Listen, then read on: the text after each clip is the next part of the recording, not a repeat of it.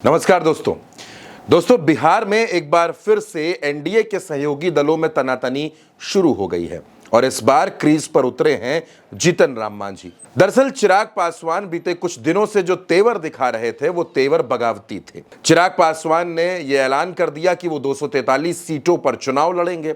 चिराग पासवान ने यह ऐलान कर दिया कि वो विधानसभा चुनाव भी लड़ेंगे। इसके बाद भारतीय जनता पार्टी ने चिराग पासवान से बातचीत करने की कोशिश की। चिराग पासवान कुछ तैयार भी हुए, लेकिन चिराग पासवान ने यह कह दिया कि 70 से कम सीटों पर वो नहीं मानेंगे। अगर 70 से कम सीटें मिलेंगी तो फिर चिराग पासवान हर सीट पर अपना प्रत्याशी उतारेंगे। अब यह बात भारतीय जनता पार्टी को परेशान करने वाली थी, नीतीश कुमार को तनाव देने वाली थी। लेकिन नीतीश कुमार कुछ बोलते उससे पहले जीतन राम मांझी मैदान में उतर गए। आप ये भी जानते हैं कि जीतन राम मांझी एक वक्त में नीतीश कुमार के बड़े करीबी हुआ करते थे। उसी तरीके से जिस तरीके से कभी आरसीपी सिंह हुआ करते थे, कभी ललन सिंह हुआ करते थे, तो जीतन राम मांझी भी नीतीश कुमार की दाईं आंख हुआ करते थे। और नीतीश कुमार ने ही जीतन राम मांझी को बिहार का मुख्यमंत्री बनाया था। लेकिन बाद में दोनों के रिश्तों में खटास आ गई। जीतन राम मांझी ने अपनी पार्टी बना ली और अब मांझी चिराग पासवान को सीधे सीधे ललकार रहे हैं।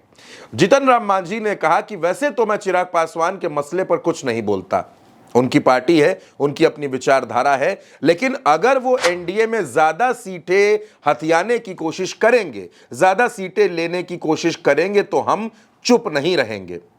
मांझी ने कहा कि सीटों पर जो भी बात होगी वो एनडीए के सभी दल आपस में बैठकर बातचीत करके तय करेंगे, इसलिए बाहर बयानबाजी करने का कोई मतलब नहीं है। जो कुछ भी होगा वो बंद कमरे की मीटिंग में होगा।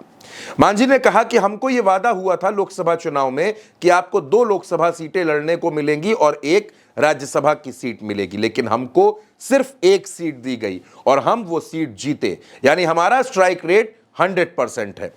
विधानसभा चुनाव में हमको 7 सीटें लड़ने को मिली, उसमें से हम 4 जीत गए, यानी हमारी पार्टी का प्रदर्शन बहुत बेहतर है। कुल मिलाकर जीतन राम मांझी एनडीए पर यह प्रेशर बनाना चाहते हैं कि अगर आप चिराग पासवान को ज्यादा सीटें देने के बारे में सोच रहे हैं तो इस बात को अपने ध्यान में रखिएगा, अपने जहन में रखिएगा कि जीतन राम मांझी भी बिहार के अंदर एक बड़ा फैक्टर हैं और उनको लोकसभा चुनाव में आपने वो नहीं दिया जिसका सपना आपने दिखाया था। चिराग पासवान ये कहते हैं कि उनकी पार्टी पूरे बिहार में मजबूत है और वो बिहार में जहां से चाहेंगे वहां से विधानसभा चुनाव लड़ेंगे, 243 सीटों पर चुनाव लड़ेंगे। ये बात कोई हवा हवाई नहीं थी, इसका ऐलान खुद चिराग पासवान ने किया था। चिराग पासवान ने यह भी कहा था कि वो बिहार आना चाहते हैं, बिहार की राजनीति करना चाहते हैं। अब जाहिर सी बात है कि बिहार में आकर वो विधायक तो बनना नहीं चाहते होंगे, उनके मन में क्या चल रहा होगा, क्या वो सपना देख रहे होंगे, ये आप भी समझते हैं। लेकिन चिराग पासवान के बयान के बाद कोई बहुत ज्यादा काउंटर किसी की तरफ से नहीं हुआ, लेकिन अब मांझी खुलकर उतर गए हैं। मांझी का कहना है कि हमको यह बर्दाश्त नहीं है कि कोई एनडीए में ज्यादा सीटें हथियाने की कोशिश करे, यानी कि वो चिराग पासवान है। चिराग पासवान ये कहते हैं कि 70 से कम सीटों पर समझौता नहीं होगा।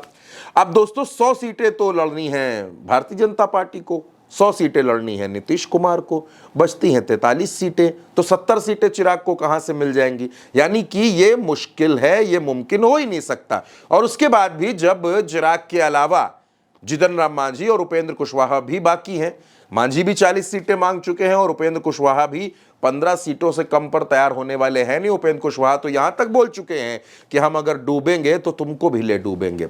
यानी उपेंद्र कुशवाहा के बाद चिराग बोले और चिराग के बाद अब मांझी।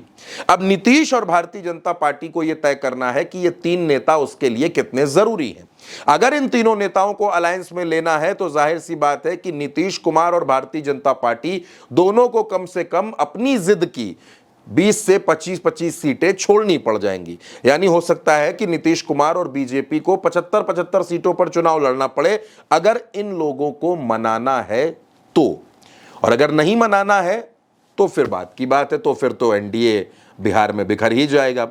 लेकिन चिराग पासवान के 70 सीटों पर दावा करने के बाद जीतन राम मांझी का इस तरीके से बिल्कुल एग्रेशन में आ जाना और यह कहना कि अगर कोई ज्यादा सीटें हथियाने की कोशिश करेगा तो हम चुप बैठेंगे, हम चुप नहीं बैठेंगे। हम अपनी बात जो भी रखेंगे वो एक फोरम पर रखेंगे, एनडीए की मीटिंग में रखेंगे, लेकिन इस तरह के बयान नहीं आने चाहिए जो बयान चिराग की तरफ से आ रहे हैं।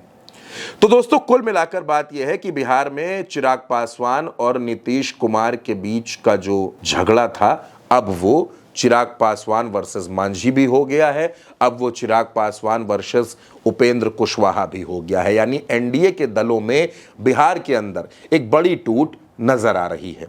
ये खबर आप मेरे साथ उल्टा चश्मा यूसी पर देख रहे थे। चैनल के साथ जुड़िएगा, चैनल को सब्सक्राइब कीजिएगा, साथ दीजिएगा। नमस्कार।